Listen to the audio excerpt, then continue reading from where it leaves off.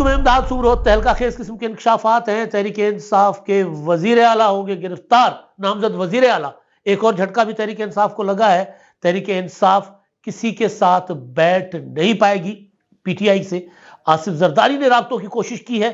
एक खबर सामने आई है, क्या वाकई आसिफ जरदारी ने तहरीक इंसाफ के साथ राब्ते किए हैं और किस शख्सियत के साथ राब्ता किया है तहरीक इंसाफ में से? बड़ा इंसाफ सामने आया है। और एक और मामला है पीपुल्स पार्टी का और इस हुकूमत का कि क्या पीपुल्स पार्टी इस हुकूमत की मुद्दत पूरी करवाएगी या वक्त से पहले इस हुकूमत को घर भेज देगी। क्योंकि अब सबसे बड़ा सवाल जो है वो यही उठाया जा रहा है कि हुकूमत यानी शहबाज शरीफ की गठबंधन सरकार, मिलीजुली सरकार, कोलिशन गवर्नमेंट अपनी मुद्दत पूरी कर पाएगी या नहीं कर पाएगी। तो ये सारे मामलात हैं। मैंने अपने पिछले व्लॉग में ये नुक्ता उठाया था कि पीपुल्स पार्टी की पॉलिसी है क्या, सवाल उठाए जा रहे हैं। आसिफ जरदारी साहब ने कहा कि हम हुकूमत का हिस्सा बनेंगे। बिलावल भुट्टो जरदारी ने कहा कि नहीं, हम हुकूमत के साथ ताउन करेंगे लेकिन वजारतें शेयर नहीं करेंगे।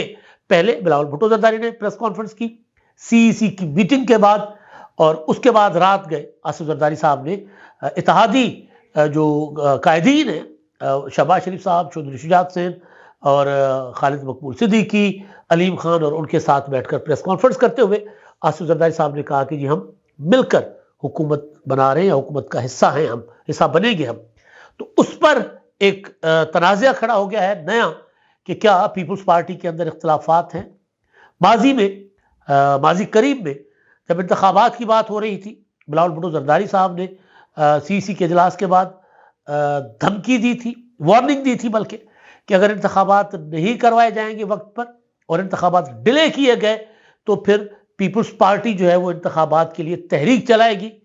आसिफ जरदारी साहब ने उसके बाद एक प्रेस रिलीज जारी किया जिसमें उन्होंने कहा, चंद लाइनों की एक प्रेस रिलीज थी जिसमें उन्होंने कहा था कि पहले मईशत ठीक होनी चाहिए, अगर उसके लिए इंतखाबात कुछ वक्त आगे जा सकते हैं तो उसमें कोई हरज नहीं है। कुछ इस तरह का उस प्रेस रिलीज की जबान थी। फिर मदीन में बिलावल भुट्टो जरदारी साहब का टाकरा होता है, सहाफ़ियों के साथ गुफ्तगू होती है। वहाँ ये सवाल होता है कि आप कह रहे हैं कि इंतखाबात जो हैं वो बर वक्त होने चाहिए, डिले होगा तो हम तहरीक चलाएंगे। जरदारी साहब कह रहे हैं कि कोई मसला नहीं, इंतखाबात आगे जाते हैं तो जाने दें। तो उस पर पॉलिसी है क्या पीपुल्स पार्टी की, इख्तलाफ क्यों है?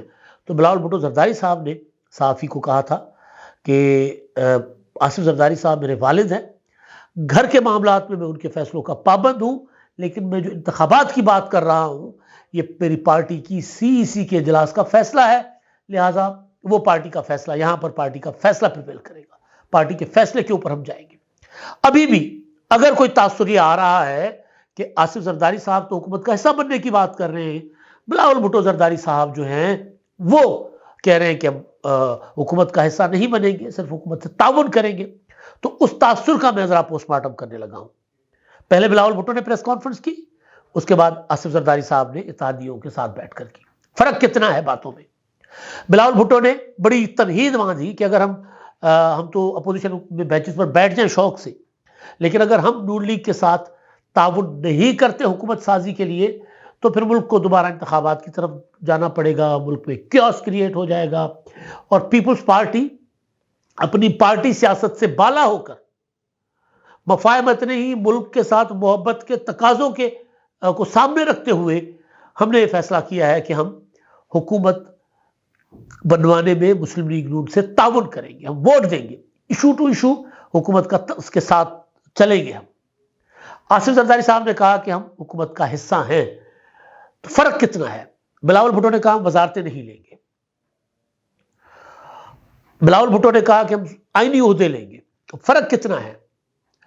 कोई फर्क नहीं है। ये जो होता है ना बाल की खाल उतारने वाले या बात का पतंगड़ बनाने वाले, वो तजियाकार ये बात कर रहे हैं, लेकिन असल चीज जो बाद में फिर मैंने इसको खंगाला भी कि कोई कहीं ऐसी कोई सोच है तो नहीं पीपुल्स पार्टी में, क्योंकि मुस्लिम लीग नून कोशिश ये कर रही है।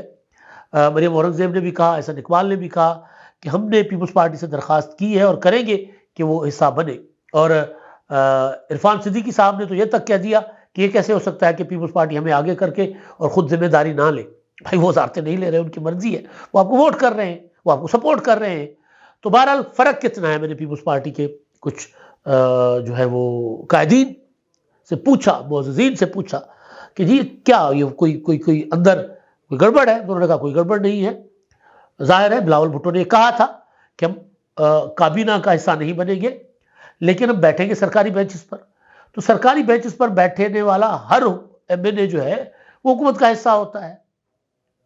तो आसिफ जरदारी ने कहा कि हम मिलकर हुकूमत बना रहे हैं। तो मिलकर हुकूमत बनाना और काबीना शेयर करना, इसमें बहुत बड़ा फर्क है। तो बात वो प्रिवेल करेगी, फैसला वो चलेगा जो सीसी ने किया है। अब अगर कल कला कोई इत्तेहादियों का प्रेशर बढ़ जाता है, कोई नया तकाजा सामने आता है हालात की जो जरूरत हो जाती है कि पीपल्स पार्टी शेयर करे काबीना, तो फिर सीसी दोबारा बैठेगी, दोबारा फैसला कर लेंगे। लेकिन अभी उन्होंने पीपल्स पार्टी ने भी कमेटी बनाई है, मुस्लिम लीग नून ने भी कमेटी बनाई है, तो वो फैसला उसमें हो सकता है कि पीपल्स पार्टी मजबूर हो जाए। लेकिन जो आसिफ जरदारी और बिलावल भुट्टो जरदारी की बात में कोई फर्क नहीं है, वो बात तकरीबन वही है। अब जो सवाल है वो मैं उस पर आता हूं जो वजीर आला की गिरफ्तारी का फैसला हो चुका हुआ है। बनने से पहले लॉकअप के बाद जेल, तो फिर जेल के अंदर से मुंतखब हो सकते हैं। जेल के अंदर से उस पीटीआई के लोग इलेक्शन लड़े हैं, जीते हैं, तो जब तक सजा नहीं हो जाती तब तक तो वजीर आला के उम्मीदवार जो हैं वो इलेक्शन लड़ सकते हैं। इल्ज़ाम बेशक संगीन हो लेकिन सजा याफ्ता नहीं है। तो फिर वो जो अतर मिल्ला साहब ने कहा था, जिस पर शोर मचा था, कि भाई जब तक कोई मुजरिम साबित नहीं होता तब तक वो कानून की नज़र में बेगुनाह है। उस पर शोर मचा था कि जी उन्होंने इनोसेंट कह दिया, मासूम कह दिया, बेगुनाह कह दिया इमरान खान को। तो बहरहाल, तो अब वो उस पर मैं आता हूं कि वजीर आला की गिरफ्तारी वाला मामला जो है वो क्या है, उस पर मैं आता हूं, और झटका भी पीटीआई को लगा, उस पर भी मैं आता हूं। लेकिन अब जो चीज दूसरी है कि क्या ये जो बनने वाली हुकूमत है आइंदा चंद रोज में बन जाएगी, उसके बाद सेनेट के इंतखाबात होंगे और फिर सदर का इंतखाब होगा, तो क्या ये बनने वाली हुकूमत जो है ये अपनी मुद्दत पूरी कर पाएगी? खदशा जाहिर किया जा रहा है। मुस्लिम लीग नून उसके अंदर क्या होता है सफ़ों में, और उनके चाहने वाले तजियाकार ये समझ रहे हैं कि पीपल्स पार्टी किसी भी लम्हे इक़्तिदार का कालीन खींच सकती है मुस्लिम लीग नून से, और धड़ाम से मुस्लिम लीग नून मुँह जाकर गिर सकती है। मुँह पंजाबी में कहते हैं, सिंधी में ऊंधे मुँह कहते हैं, जाके मुंह के बल गिर सकती है। अब उर्दू वाला भी आ गया मेरे, मुंह के बल गिर सकती है हुकूमत। तो मुस्लिम लीग नून इसलिए कोशिश कर रही है कि पीपल्स पार्टी का इस हुकूमत में स्टेक बनाने के लिए पीपल्स पार्टी को वजारतों में शामिल किया जाए और जिम्मेदारी बराबर शेयर की जाए, वरना पीपल्स पार्टी हमें गिरा देगी हमारी हुकूमत को। तो क्या आप पीपल्स पार्टी मुस्लिम लीग नून की हुकूमत को गिराएगी? तो मेरे पास जवाब है ना, बिल्कुल नहीं। पीपल्स पार्टी की जरूरत ज्यादा होगी, या पीपल्स पार्टी के लिए इस हुकूमत का टेन्योर कंप्लीट करना, 5 साल मुद्दत पूरी करना मुस्लिम लीग नून से भी ज्यादा इंपॉर्टेंट होगा। पीपल्स पार्टी की ज्यादा जरूरत है कि हुकूमत मुद्दत पूरी करे जो बनने जा रही है। क्यों? पहली बात यह कि पीपल्स पार्टी आईनी ओहदे मांग रही है, सदर का ओहदा, जो कि नंबर वाइज जब सदर के इलेक्टोरल कॉलेज में जब हम बात करेंगे, जब वो डिजाइन होगा इलेक्टोरल कॉलेज, तो नजर आ रहा है कि पीपल्स पार्टी सदर के इलेक्टोरल कॉलेज में दीगर जमातों से ज्यादा वोटों के साथ आगे होगी। सेनेट में, चेयरमैन सेनेट में भी पीपल्स पार्टी सिंगल लार्जेस्ट जमात के तौर पर मुस्लिम लीग नून और पीटीआई से आगे होगी। कौमी असेंबली में जरूर पीपल्स पार्टी मुस्लिम लीग नून से पीछे है, लेकिन वो कौमी असेंबली की स्पीकरशिप भी मांग रही है पीपल्स पार्टी। पंजाब का गवर्नर, सिंध का गवर्नर, वो भी मांग रही है पीपल्स पार्टी। अगर ये आईनी ओहदे पीपल्स पार्टी को सदर का, स्पीकर का और चेयरमैन सेनेट का, और गवर्नर पंजाब मिलता है नहीं मिलता मुझे कुछ नहीं पता, पीपल्स पार्टी डिमांड जरूर करेगी। Governor Sindh peoples party demand कर रही है, और पहले पीपल्स पार्टी एमक्यूएम को गवर्नरशिप मतलब मिलती रही है पहले पुराने फार्मूलाज के तहत, लेकिन इस बार लग रहा है कि पीपल्स पार्टी अपना गवर्नर बनवाने की कोशिश करेगी। लेकिन हम गवर्नर से हट जाते हैं, हम आते हैं इस सिनेरियो पर कि सदर, स्पीकर कौमी असेंबली, चेयरमैन सेनेट, ये 3 बड़े ऑफिस, आईनी ऑफिस अगर पीपल्स पार्टी के पास रहते हैं तो 2 सूबे तो पीपल्स पार्टी के पास आ गए हैं। सिंध क्लियर मेजॉरिटी के साथ, अपना बलोचिस्तान में पीपल्स पार्टी सिंगल लार्जेस्ट जमात के तौर पर लीड करेगी इत्तेहादी हुकूमत को, जिस तरह मरकज में मुस्लिम लीग नून कर रही है। तो पीपल्स पार्टी का स्टेक ज्यादा होगा उस सिस्टम में या मुस्लिम लीग नून का ज्यादा होगा। पीपुल्स पार्टी वजारतें नहीं लेगी। क्यों वजारतें नहीं लेगी? क्योंकि पीपुल्स पार्टी की जो अप्रोच है, जो सोच है बिलावल भुट्टो की, वो ये है कि जी मैं मरकज में इत्तेहादी हुकूमत में वजीर बन के अपना पूरा टाइम वजारत को नहीं देना चाहता। अब मैं चाहता हूं कि टिका के 5 साल में पंजाब में लगाऊं, खैबर पख्तूनख्वा में जाऊं, पार्टी के रिवाइवल के जो इम्कान पैदा हुए हैं मैं उसके ऊपर चांस लूं, पार्टी को रिवाइव करूं, ताकि 2029 के इंतखाबात हम जीते और सिंपल मेजॉरिटी के साथ अपनी हुकूमत बनाएं, या कम से कम पंजाब में एक हैंडसम किस्म का नंबर हम अपना मेंटेन करें, ले लें। तो पीपुल्स पार्टी जो है उसको वक्त चाहिए अगले इलेक्शन के लिए। पीपुल्स पार्टी के लिए ज्यादा जरूरी है कि ये जो हुकूमत बनने जा रही है वो 5 साल पूरे करे। अगर हुकूमत मरकज की जाती है तो फिर यह नहीं हो सकता कि सिंध हुकूमत बरकरार रहेगी, फिर यह नहीं हो सकता कि बलूचिस्तान की हुकूमत बरकरार रहेगी, फिर ज़ाहिर सारी हुकूमतें जाएंगी, तो फिर दोबारा इंतखाबात में जाना पड़ेगा। तो पीपुल्स पार्टी क्यों कर अपनी 2 सूबाई हुकूमतें हाथ से गवाएगी, और ज़ाहिर है जब 2 सूबाई हुकूमतें जाएंगी और मरकज में दोबारा और इंतखाबात दोबारा होंगे तो जो सदर होंगे बैठे हुए लाजमी नहीं वो अपनी मुद्दत पूरी करें, सदर को मुआवजा करके हटाकर नया सदर आ जाएगा जो जीत कर आ जाएंगे मिड टर्म इंतखाबात में, स्पीकर चेंज हो जाएगा, चेयरमैन सेनेट चेंज हो जाएगा। तो पीपुल्स पार्टी तो चेयरमैन सेनेट का ऑफिस 3 साल के लिए है, लेकिन बाकी तो असेंबली की पूरी मुद्दत तक है ना, सदर का ऑफिस 5 साल के लिए है। तो पीपुल्स पार्टी के लिए ज्यादा जरूरी है कि ये असेंबलियां मुद्दत पूरी करें, हुकूमत मुद्दत पूरी करे और पीपुल्स पार्टी टिका कर पंजाब में काम करे। और मुस्लिम लीग नून पंजाब में पतली पोजीशन में है। तहरीक इंसाफ के फ्यूचर का किसी को नहीं पता, जो उनको इलेक्शनों में कामयाबी हुई है वो कामयाबी समेट नहीं पा रहे। उन्होंने ऐलान किया कि हम जमात इस्लामी के साथ और मजलिस वहदतुल मुस्लिमीन के साथ अलायंस कर रहे हैं ताकि हमें मखलूत नशस्तें मिल सकें।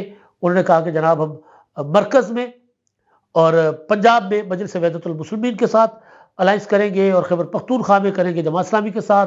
फिर जमात इस्लामी का मामला गड़बड़ हो गया तो जमात इस्लामी ने ऐलान कर लिया कि जी हम आपके साथ नहीं बैठते, आपने जहां जहां अलायंस करने का कहा था वहां तो आप कर नहीं रहे। तो पीटीआई ने कहा कि जी केपीके में तो आपकी जो 2-3 सीटें आई थी वो तो आपसे ले ली गई है, तो हम कहां आपसे अलायंस करें, हम नहीं कर सकते। तो पीटीआई को ये झटका लगा है।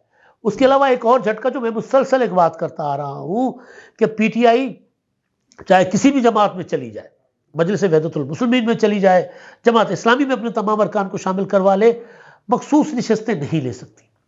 मखसूस नशस्तों के लिए इलेक्शन शेड्यूल के दौरान फहरिस्त जमा करवाई जाती है प्रायोरिटी की, वो पीटीआई ने नहीं जमा करवाई हुई। तो वो फिर कैसे तहरीक इंसाफ जो है वो मखसूस नशस्तें जो है वो अवेल कर सकती है। लिहाजा वो झटका पीटीआई को लगा है अलग से।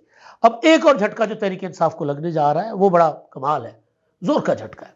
अच्छा, एक और चीज, शेर अफजल मरवत साहब ने दावा किया है कि आसिफ जरदारी ने मुझसे दरमियाने लोगों के मतलब किसी बीच के लोगों के जरिए मुझसे रब्ता किया है कि पीटीआई हमारे साथ ताउन करे। रात 11 बजे कल उन्होंने रब्ता करने की कोशिश की है, पीपुल्स पार्टी ने तरदीद कर ली है। अच्छा, अब पीपुल्स पार्टी तो सरेआम कहती रही है। कल जब अपना इत्तेहादी कायदीन जो थे, जो मुस्तकबिल के इत्तेहादी हुकूमत के कायदीन हैं, उनके साथ प्रेस कॉन्फ्रेंस में आसिफ जरदारी ने कहा था कि भाई हम तो पीटीआई के साथ भी चाहते हैं कि मिलके चलें, उनको भी दावत देते हैं कि आए सब साथ बैठे। तो जब वो सरेआम दावत दे रहे हैं, जब बिलावल भुट्टो ने इलेक्शन कैंपेन में कहा है कि भाई पीटीआई के साथ बैठ सकते हैं, तो खुफिया राब्ते की कोई जो है ना वो बात समझ नहीं आ रही। वो भी शेर अफजल मरवत साहब से, बैरिस्टर गोहर से हो सकता है रब्ता, लतीफ़ खोसा साहब के जरिए रब्ता हो सकता है, कई औरों से हो सकता है, लेकिन बहरहाल शेर अफजल मरवत की बात की होगी तरदीद। अब पीटीआई को दूसरा तगड़ा झटका जो लगने जा रहा है वो ये है कि फैसला किया गया है, फैसला तो होता ही है ना, ये जो मफरूर होते हैं उनको तो गिरफ्तार करने की कोशिश होती है कि जी जितने भी लोग मफरूर हैं 9 मई के सानियात और वाक़यात और दीगर मामलात में, उन सब को गिरफ्तार किया जाएगा। अब उसमें कई ऐसे हैं जो पीटीआई के इलेक्ट होकर आए हैं अरकान। अहमद चट्ठा साहब है, असलम इकबाल साहब है, इम्तियाज शेख साहब है, अली अमीन गंडापुर जो हैं, अली अमीन गंडापुर जिसको वजीर आला नामजद किया है, जिनको इमरान खान साहब ने खैबर पख्तूनख्वा का, वो भी मफरूर है। फैसला ये हुआ है कि जनाब इनको गिरफ्तार किया जाएगा। अब वो जब हल्फ उठाने आएंगे, अरकान कौमी असेंबली, सूबाई असेंबली की तरफ आएंगे, जो मफरूर हैं उनको गिरफ्तार किया जाएगा। तो हम ये कह सकते हैं कि तहरीक इंसाफ के नामजद उम्मीदवार वजीर आला खैबर पख्तूनख्वा अली अमीन गंडापुर गिरफ्तार होंगे, जेल जाएंगे और जेल से शायद वो अपना इलेक्शन लड़े। ज़ाहिर है जेल से ये नहीं होगा, वो जेल में बैठे होंगे, प्रोडक्शन ऑर्डर आएंगे, अगर असेंबली में हलफ भी लेंगे और फिर इलेक्शन भी लड़ेंगे, लेकिन होंगे जेल में। वज़ीर आला मुंतखब भी हो जाते हैं तो वापस जेल चले जाएंगे अगर जमानत नहीं होती। तो ये बड़ा पीटीआई के साथ सीन होने जा रहा है। पीटीआई के साथ एक और जो है वो बड़ा मामला होने जा रहा है, एक और बड़ा झटका तहरीक इंसाफ को मिलने जा रहा है। अब देखते हैं इसके काउंटर में पीटीआई के पास क्या हिकमत अमली है, क्या प्लान है। अब तक तो सिवाय पोलिंग डे पर लोगों को निकालने के और कोई प्लान कामयाब नहीं हुआ। पोलिंग डे के नतीजे में जो लोग जीते उनका भी बंदोबस्त पीटीआई नहीं कर पाई कि उनको किस तरह इस्तेमाल करना है। अब तक के लिए इतना ही। अल्लाह हाफिज़।